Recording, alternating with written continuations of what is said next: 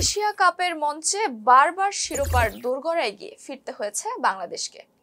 2012 সালে প্রথমবারের মতো ফাইনালে উঠেও পাকিস্তানের কাছে হারতে হয়। এরপর 2016 সালে প্রথমবারের মতো অনুষ্ঠিত টি-20 আসরে ফাইনাল খেলেও ভারতের কাছে হেরে শিরোপা হাতছাড়া করে টাইগাররা।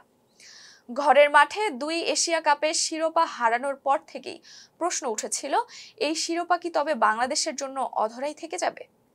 কিন্তু আশার আলো দেখা দেয়নি 2018 সালেও। দুবাইয়ে আবারও ভারতের কাছে হেরে শিরোপা স্বপ্ন অপূর্ণ থেকে যায়। প্রতিবারই ফাইনালে পৌঁছে শেষ মুহূর্তে ব্যর্থতার তীরে এসে ভেড়ায় বাংলাদেশ দল।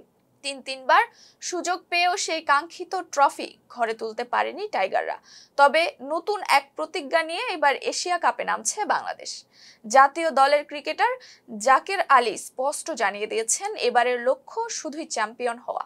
সোমবার তিনি বলেছেন, এবার আমরা চ্যাম্পিয়ন হওয়ার লক্ষ্য নিয়ে এশিয়া কাপে যাচ্ছি।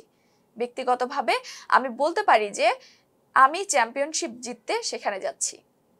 আগামী 9 থেকে 28 সেপ্টেম্বর পর্যন্ত অনুষ্ঠিত হবে এই আসর।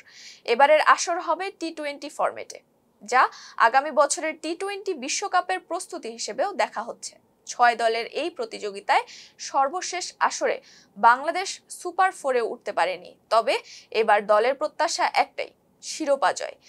জাকের আলী জানিয়েছেন, দলের ভেতরে এখন দারুণ পরিবেশ বিরাজ করছে এবং সবাই কঠোর পরিশ্রম করছে। তার ভাষায়, দলের সবাই একই রকম অনুভব করে এখন যে ধরনের পরিবেশ আমাদের আছে এবং সবাই যেভাবে কঠোর পরিশ্রম করছে, তাতে আমরা সত্যিই বিশ্বাস করি যে আমরা চ্যাম্পিয়ন হতে যাচ্ছি। বাংলাদেশের ক্রিকেট ইতিহাসে শিরোপার যে স্বপ্ন এতদিন অধরা ছিল, সেটি পূরণের জন্য এবার মরিয়া পুরো দল। এশিয়া সেরা হওয়ার লড়াইয়ে তাই আবারও নতুন করে আশায় বুক বাঁধছে বাংলাদেশ।